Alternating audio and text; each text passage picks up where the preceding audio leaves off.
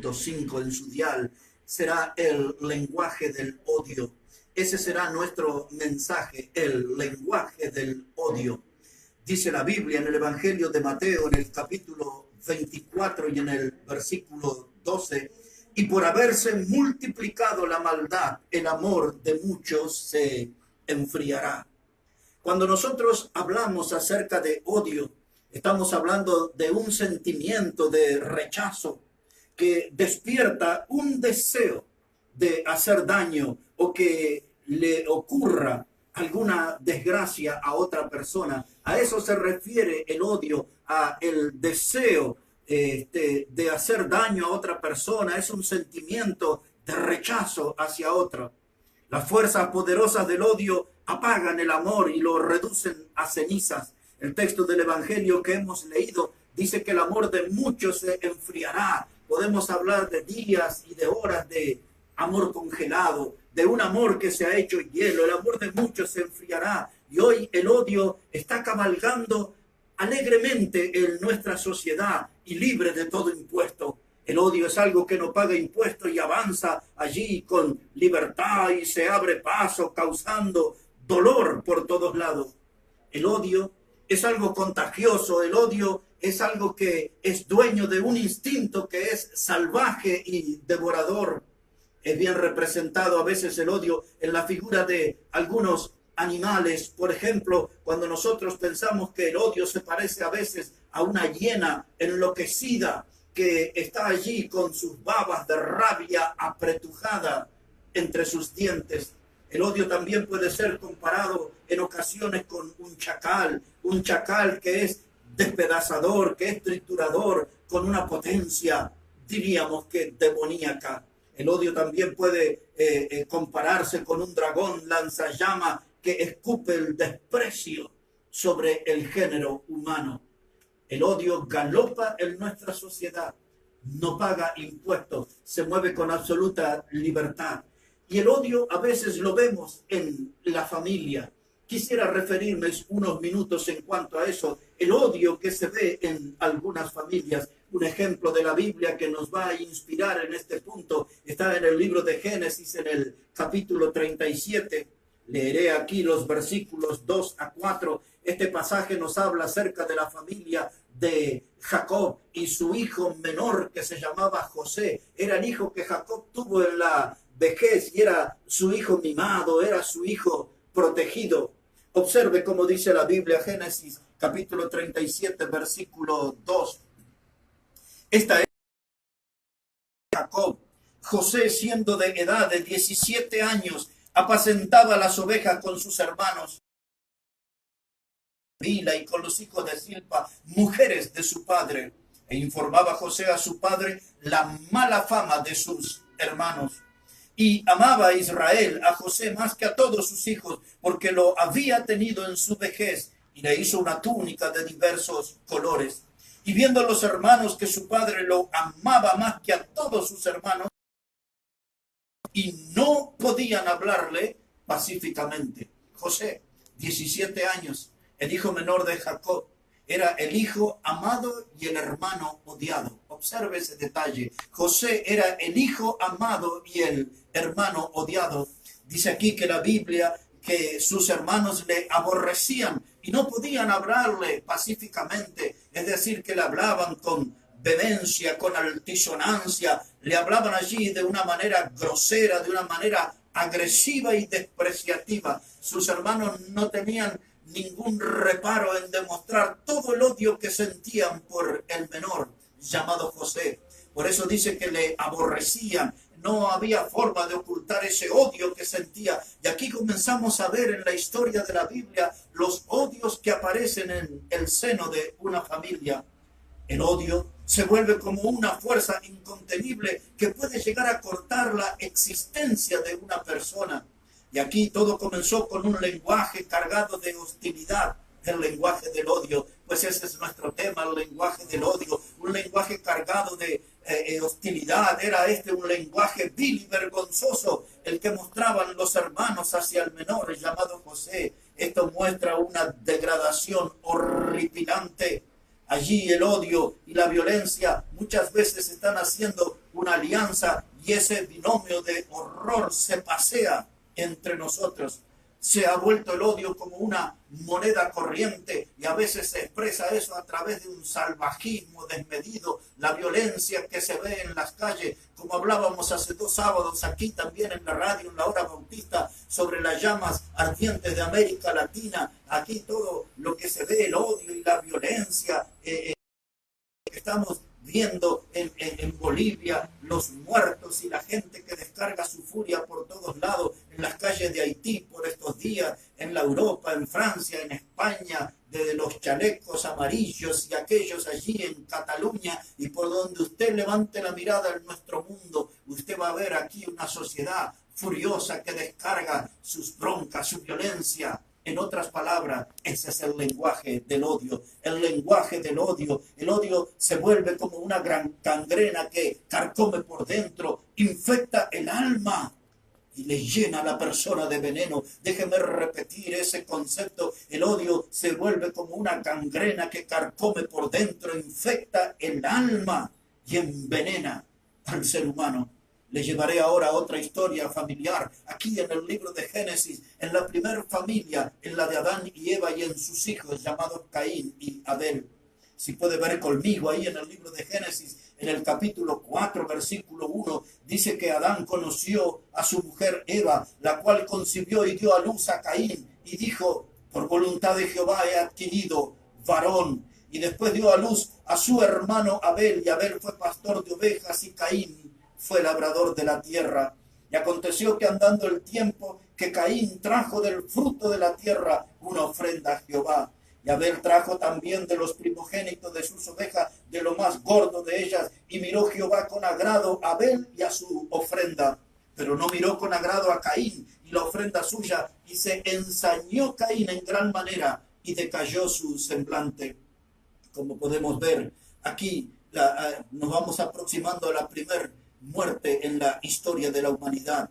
Y fue una muerte producida en el seno de una familia. Estos 2 hermanos, Caín y Abel, trajeron sus ofrendas delante de Dios. Y claro que Dios no podía mirar con buenos ojos del fruto de la tierra maldecida. Él trajo el fruto del pecado y Dios no vio con buenos ojos. En cambio, Abel se presentó delante de Dios con un cordero degollado que estéticamente no es algo agradable, pero ese cordero que trajo aquí, esta oveja, como dice la Biblia, que trajo Abel, eso implicaba que hubo un derramamiento de sangre. Abel reconocía que era un hombre pecador y que no podía acercarse sin sangre de por medio a Dios, porque la Biblia dice que sin derramamiento de sangre no hay remisión de pecado. Y entonces cuando Dios vio a Abel en su ofrenda, que él se reconocía como pecador y que se estaba acercando a un Dios santo, Dios aprobó esa ofrenda. Y esto despertó y desató la ira de su mayor Caín. Génesis 4, verso 6, que entonces Jehová dijo a Caín, ¿por qué te has ensañado y por qué ha decaído tu semblante? Si bien hicieres, no serás enaltecido, y si no hicieres bien, el pecado está a la puerta. Con todo esto, a ti será su deseo y tú te enseñarás de él. Y dijo Caín a su hermano Abel, salgamos al campo. Y aconteció que estando ellos en el campo, Caín se levantó contra su hermano Abel. Aquí estamos frente al primer crimen de la humanidad y al primer muerto en la historia humana. Mató a su hermano Abel y aquella sangre comenzó a aflorar del cuerpo de Abel, y Caín vio que la tierra no absorbía esa sangre, que esa sangre no podía ser escondida. La voz del cielo se escuchó y Dios le preguntó a Caín, ¿dónde está tu hermano? ¿Dónde está tu hermano? Y dice Caín, ¿soy yo acaso guarda de mi hermano? Él no podía encontrar excusa, no podía ocultar esa sangre. La tierra no absorbió esa sangre era visible. Caín vio por primera vez a una persona muerta. Y eso fue un espectáculo horrendo. Fue algo que lo impactó. Jamás imaginó ver una persona muerta y era su propio hermano. Y aquí estamos a Caín, el hombre que está expresando un odio familiar. Viene en el y de la historia de la Biblia. de la Biblia los odios florecen, los odios surgen. Y eso nos va a ayudar a entender acerca de los odios que se ven en nuestro tiempo. Ocuparé unos minutos para hablarles acerca del odio en la política. Quiero llevarles por un momento al libro de los jueces para hablarles allí acerca del odio en la política. Jueces, el capítulo 1, dice la palabra de Dios aquí en el Antiguo Testamento. Jueces 1, versículo 4, dice: y subió Judá, y Jehová entregó en sus manos al cananeo y al fereceo, e hirieron de ellos en Besec a 10,000 hombres. Y hallaron a Adoni-Besec en Besec, y pelearon contra él, al cananeo y al fereceo. Mas Adoni-Besec huyó, y le siguieron, y le prendieron, y le cortaron los pulgares de las manos y de los pies. Adoni-Besec, 70 reyes, cortados los pulgares de sus manos y de sus pies, recogían las migajas debajo de mi mesa, como yo hice, así me ha pagado Dios, y le llevaron a Jerusalén, donde murió. Ponemos la mirada sobre este rey que se llamaba Adoni-Besec, este hombre que fue un perseguidor y un maltratador, un humillador de otros reyes. 70, dice él mismo, por su propia boca, por su propio testimonio. Ahora las cosas se le vinieron en contra. Él era el perseguido, él era el casado, y ahora a él fue que le cortaron los pulgares de la mano y de los pies. Enorme significado, porque cuando le cortaban los pulgares de la mano, eso sí iba a poder agarrar una espada, porque ese dedo pulgar es clave para sostener el peso de la espada para la batalla. El corte del dedo pulgar era que esa persona nunca más iba a tener una alternativa de rebelarse ante el que estaba en el poder. Y los pulgares de los pies se cortaban porque era una persona que podría huir, pero no podía ir muy lejos. Una persona que le faltan los pulgares en los pies no se moviliza con libertad, no se moviliza con rapidez. Y era ese el significado, la mano, el pulgar, para que no se rebele contra el poder. Los pulgares de los pies cortados para que pueda vigilar bien de cerca. Y aquí vemos aquí el odio de Adoni-Besec, cómo él cortaba los pulgares de las manos y de los pies de otros reyes y lo tenía humillado debajo de su mesa, alimentándose de migaja a otros que habían estado en el trono de naciones. Ahora a él le había tocado la desgracia. Para mucha gente, aún en nuestros días, la maldad es como una golosina. Y aún para los pichones de esta raza de políticos, la maldad es como una golosina. Ellos saben manifestarse sus odios, sobre todo en cualquiera de nuestros países, cuando es el tiempo de elecciones, cómo se sacan la basura, la mugre que han escondido debajo de la alfombra, y ahora con todo el avance de la tecnología y de los medios de comunicación, se tiran con bazucas, se tiran con armamentos pesados, con las cosas oscuras y con las cosas inmundas que han tenido en la vida. Aquí en la Argentina, alguien que fue presidente, algunas veces se llamó Juan Domingo Perón, y en uno de sus discursos él estaba hablando acerca de Mao Zedong y explicando que la estrategia de Mao era de identificar claramente quién es el enemigo, y seguido a esa explicación Juan Domingo Perón dijo: al amigo hay que darle todo, pero al enemigo ni justicia. Esa frase todo al enemigo ni justicia. Eso habla del odio en la política, de un odio que define la barbarie que existe en el mundo de la política. ¿Cuántos políticos hay que se odian al tal punto que a veces se cruzan en una calle o en una ciudad o en un programa de la televisión? Ni siquiera se extienden la mano porque es tanto el odio que sale de su vida. Y no solamente es por una diferencia de idea, sino que tienen un odio personal, un odio no la ningunean, no la consideran, no le dan ninguna clase de valorización al enemigo, ni justicia, decía Perón. Y había otros que en la historia decían que al enemigo ni siquiera había que darle agua, y eso no se puede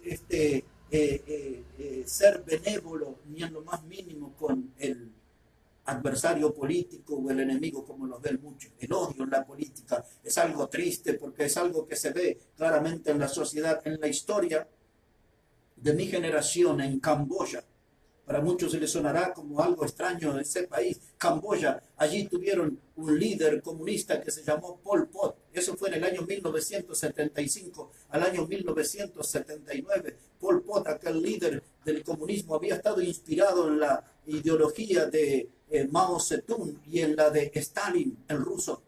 Y este hombre allí puso tanta violencia que a la gente la sometió a todas clases de torturas eléctricas, que aún las torturas que hacían los nazis en su tiempo quedaron como pequeñas al lado de las clases de tortura que practicaba Pol Pot y sus seguidores. Y como entre otras cosas tan feas, hacía aún hasta comer su propio excremento de sus prisioneros y beber su propia orina. Ese hombre infundó allí un reino de terror, el odio. Cuando hablamos del odio, el odio es el rostro visible de una raza caníbal, asesina, monstruosa, brutal. Es eso lo que ve en el mundo de la política. El odio es el rostro visible de una raza caníbal, asesina, monstruosa y brutal. El odio es vomitado desde el mismo infierno y allí regresará para descansar toda la eternidad. Cuando Cristo regrese a este mundo, cuando Cristo venga a este mundo, imponga su reino de amor, el odio será confinado al infierno mismo y allí será alojado por toda la eternidad. El odio en la política. Y ahora ocuparé unos minutos para hablar acerca de el odio religioso. Le lleva al libro de Esther. Ahí hablaremos acerca de lo que es el odio religioso.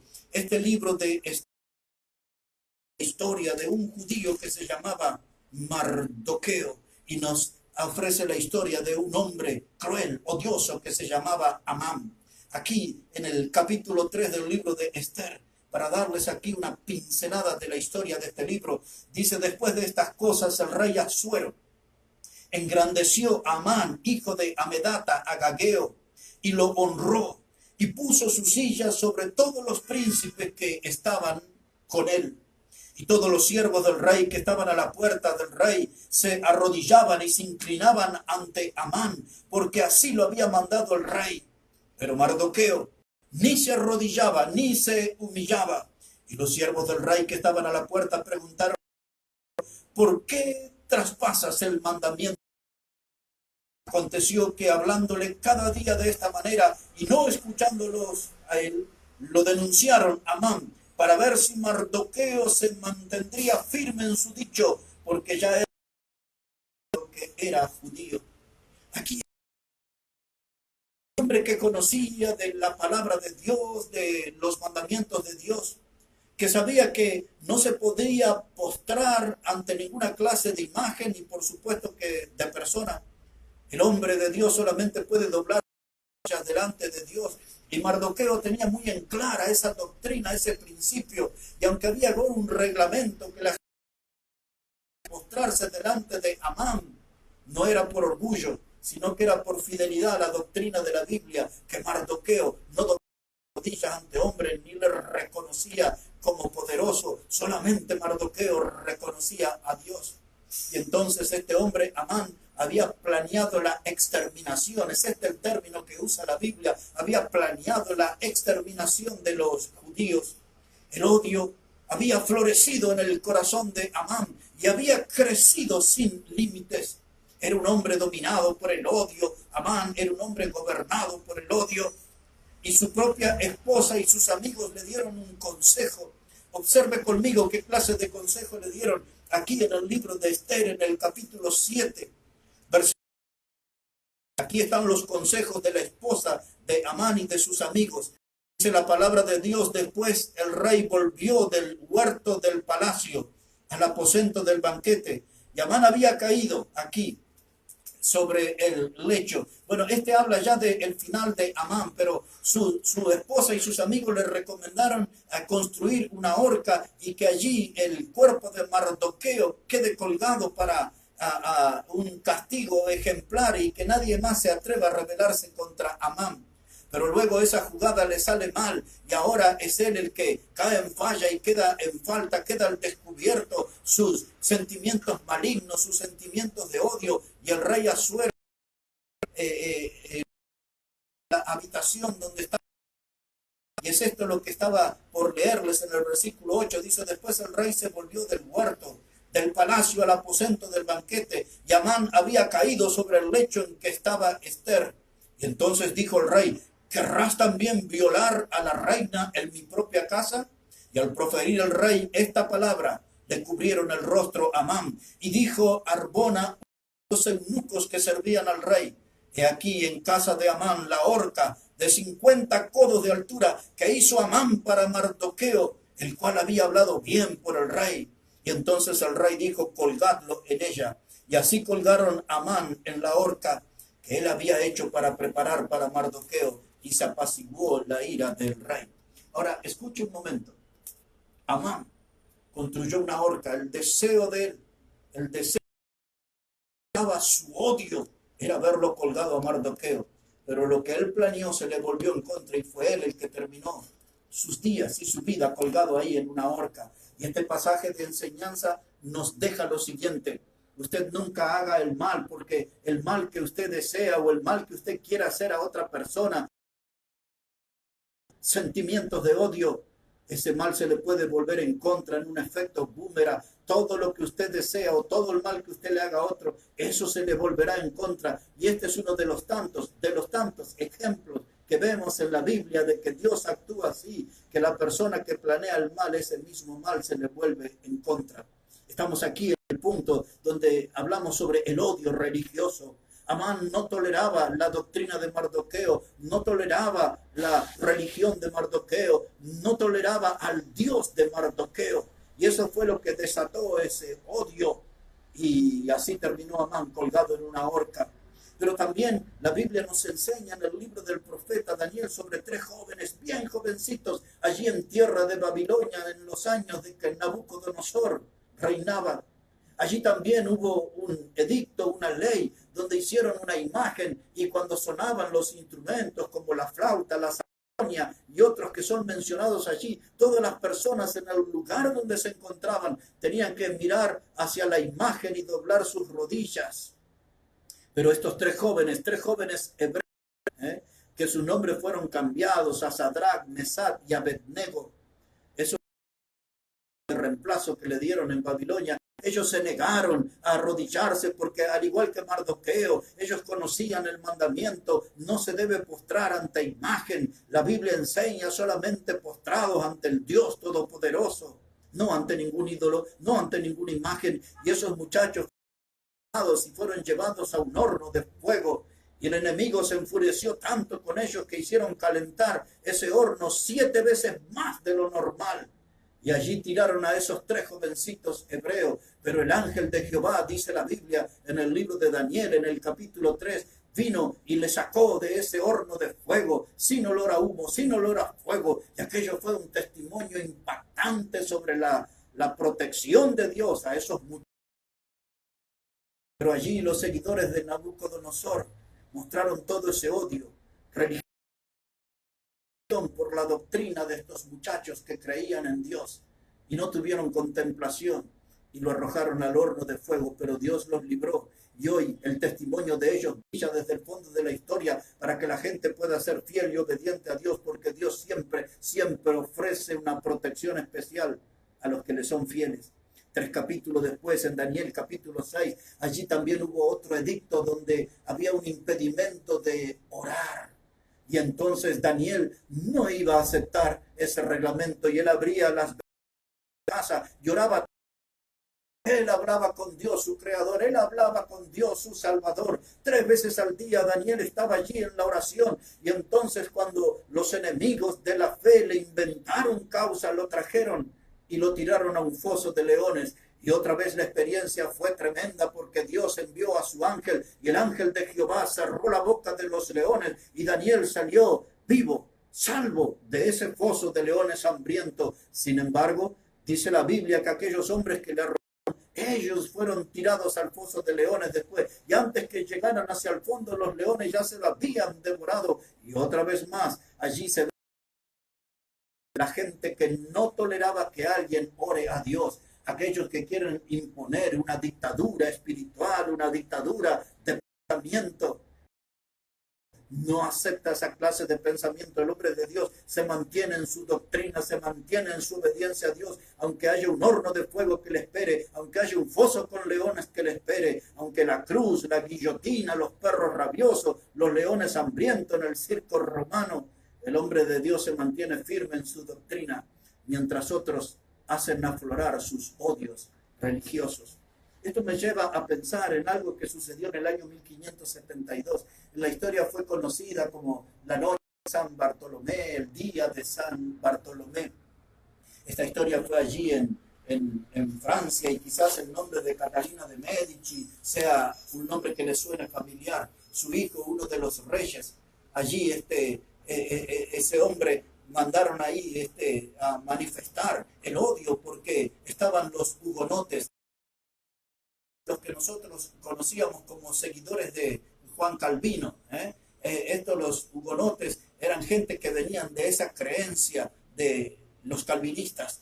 Y allí los hugonotes, uno de los muchachos se iba a casar con una princesa que era de religión romana, y entonces había una desaprobación y se desató allí una persecución contra los hugonotes, y la historia habla de 70.000 muertos en Francia por esa causa religiosa, por un odio religioso. No querían darle lugar en el poder, en el palacio, a los hugonotes, y entonces allí en un lugar 4.000 muertos, en otro más 20.000 muertos, y así se contabilizaron 70.000 muertos. Odios religiosos, odios en la historia. Y hoy en los días que vivimos, nosotros estamos acorralados en la sociedad por esta cultura del odio. En cada lugar, en cada nación, estamos acorralados por esta cultura del odio y nos sentimos nosotros como rehenes del terror que otros nos imponen. El odio actúa como un ácido destructor. El odio no tiene contemplaciones, se manifiesta y arrasa con todo, destruye todo. El odio, la única forma que le podemos ver vencido es si se le va el texto que hemos leído, por haberse multiplicado la maldad. En otras palabras, por haber tanta odio, el amor de muchos se enfriará. No deje que su amor se enfríe, no deje que su amor se congele. Cambie ahí, ponga ese amor ferviente, porque solamente el amor es lo que puede terminar con el odio. En el libro de Apocalipsis, ya estamos en la parte final de nuestro mensaje, dice la Biblia, la palabra de Dios en el libro de Apocalipsis, en el capítulo 21. Aquí tenemos un pasaje que quiero que usted pueda reflexionar. Dice Apocalipsis 21, versículo 3, oí una gran voz del cielo que decía, he aquí el tabernáculo con los hombres, y ellos serán su pueblo, y Dios mismo estará con ellos como su Dios. Enjugará Dios toda lágrima de los ojos de ellos, y ya no habrá muerte, ni habrá más llanto, ni clamor, ni dolor, porque las primeras cosas pasaron. Este pasaje nos habla de un cielo nuevo. Y este pasaje nos habla de un lugar donde el odio no va a tener ninguna posibilidad de ingresar. Este pasaje nos habla de un lugar de amor, y en el lugar del trono donde no va a haber seres terrenales, pecadores, inmundos, sino que va a haber el Dios santo, el Dios puro, el Dios de la Biblia. Él estará sentado en el trono, y dice aquí la palabra de Dios que hemos leído que en ese lugar ya no habrá muerte, ya no habrá más llanto, ya no habrá dolor. Y todos aquellos que han padecido el odio en el paso por esta tierra, dice allí que Dios en persona, Él enjugará toda lágrima. Dios enjugará toda lágrima, porque allí el odio no tendrá lugar. Ese será el reino del amor. El odio es la moneda corriente en la sociedad que vivimos. Aquí nosotros somos rehenes del odio, rehenes del terror que el odio infunde. Pero cuando estemos de la gran experiencia de amor, qué increíble cómo se manifiesta el odio en las familias, cómo gente de la misma sangre se puede odiar al punto de no verse, de no hablarse. No buscan la posibilidad de ningún contacto porque el odio en el campo de la política, los políticos se pelean, se tiran con munición pesada, se destrozan. El odio allí como una expresión de canibalismo, como algo cruel, brutal. Se lo puede ver en el campo de la política, campo religioso, allí también donde debería aflorar y aparecer el amor en cada lugar. Hay tantas manifestaciones de odio aún en las diferentes religiones. Pensando en esta parte final, en un predicador bautista, alguien que peleó allá en la década del 60 por los derechos de la gente de color, por los negros en Estados Unidos. Su nombre era Martin Luther King, y cierta vez Martin Luther King dijo estas siguientes palabras: nosotros hemos aprendido a volar como las aves y hemos aprendido a nadar como los peces, pero no hemos aprendido a convivir como hermanos. Y es esa una gran verdad que decía este predicador bautista. Hemos aprendido a volar como las aves, hemos aprendido a nadar como los peces, pero aún no hemos aprendido a convivir. Porque el odio va ganando su espacio, el odio va ganando su lugar y el odio va haciendo su obra destructora. Pero la cara opuesta del odio es el amor.